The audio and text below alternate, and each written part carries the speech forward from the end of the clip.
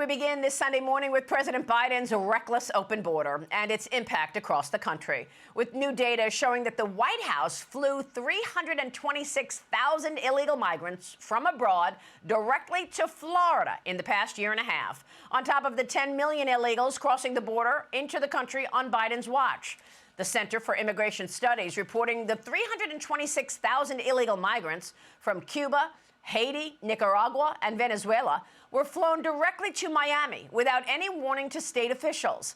The White House is also playing down spiking crime on Biden's watch, with one illegal immigrant using the Chinese Communist Party's TikTok app to taunt illegals into overtaking Americans' homes. The so-called squatters increasingly apprehended across the country, sparking Florida Governor Ron DeSantis to take action. The governor outlawing squatters in Florida, protecting Americans' property rights. Joining me right now, the man himself fighting Biden's lawlessness in this Sunday Morning Futures exclusive, Florida Governor Ron DeSantis. Governor, thanks very much for being here this morning. Good morning.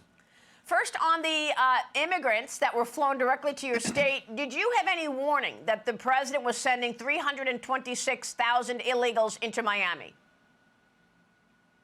No, and they don't give us any notification on any of that. Now, we are a border state. We're a maritime border state. And so we've taken a lot of action to beef up maritime assets to help the Coast Guard interdict these vessels that are coming in. And since January of 2023, because of Florida state vessels, we've interdicted and led to the repatriation of 14,000 illegal aliens. And so that's kind of been our focus. What Biden is doing under this program, it's not constitutional, but he is legalizing people when they're in foreign countries and then buying them plane tickets and then flying into the United States. And so you could have a plane that lands in Miami with 200 people on it, and there may be 8 or 10 of these folks that he's illegally legalized. So we are suing him on that with other states. We don't think it's lawful. We don't think it's constitutional. But, you know, we need the Congress to step up and defund this program. It's an illegal program. He does not have the authority to just legalize people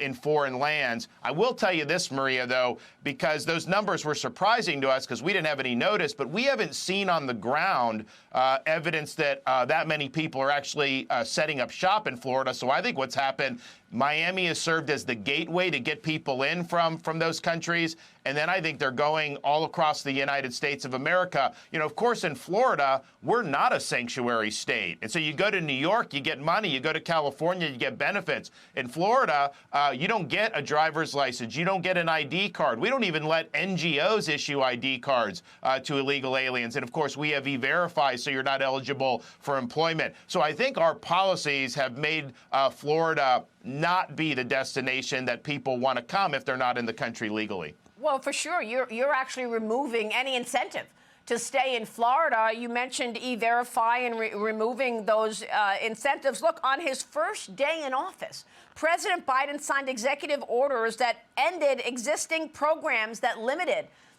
immigration and certainly illegal migration. What has been the impact on the streets of Florida to all of these illegals coming in, whether it's from the White House, from Haiti? I know you've been dealing with this aggressively in the last year. Well, fortunately, we've been very successful at preventing a mass amount of flotilla or boats coming from Haiti since they've had, I mean, this has always been an issue in Florida, but definitely over the last month.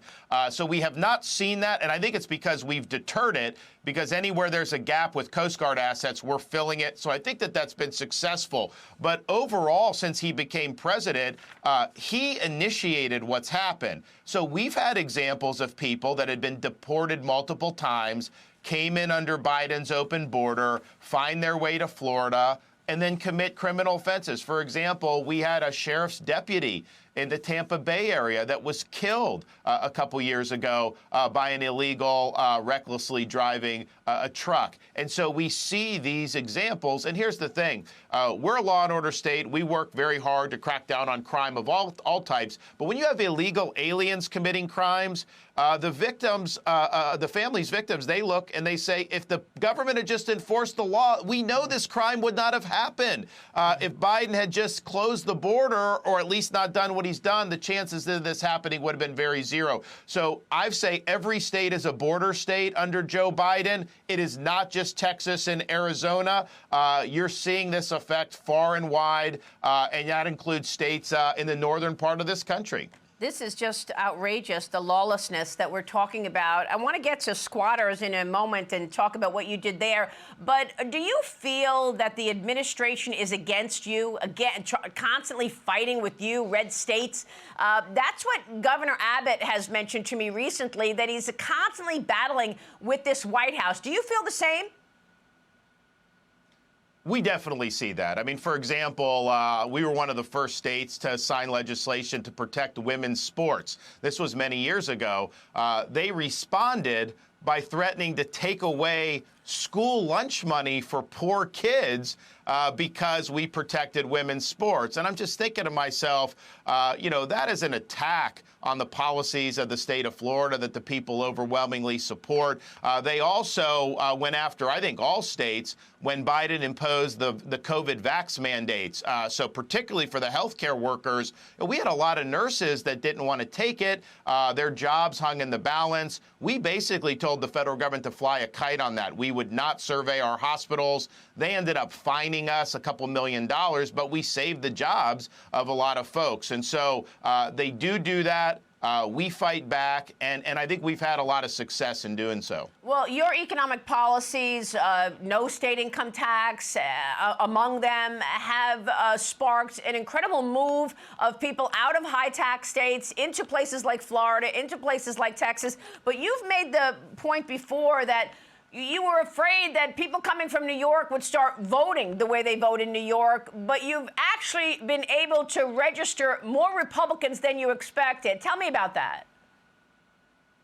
When I became governor, Florida had never had more registered Republicans than Democrats in state history, and we were close to 300,000 fewer Republicans than Democrats. This is 2018. Today, we have close to 900,000 more registered Republicans than Democrats. So you're talking about a 1 million+ voter registration shift. And yes, part of that, I think, is a response locally where people are more likely to switch from Democrat to Republican in Florida, non-party to Republican, than vice versa. And that's been an important component of it. But I do think the migration has skewed amongst people who come to Florida, not because they want to change the policies to reflect in Illinois or California or New York, but because they appreciate how Florida's done it different from where they're coming to. And so I think that's contributed to this really record thing. Maria, Florida is off the board. It is a Republican state. You've covered politics. We used to be a one-point state. Every election hung on how would Florida go. That is not true anymore, and I think that's a good thing for the party. Well, good for you. The other issue that we want to tackle is squatters. It's unbelievable to me how many people are getting apprehended right now for going in and just trying to take people's homes over. And then you see the person, the owner of the home, having to go through massive legal obstacles just to get their home back. Tell us what you've done in terms of protecting property rights in Florida.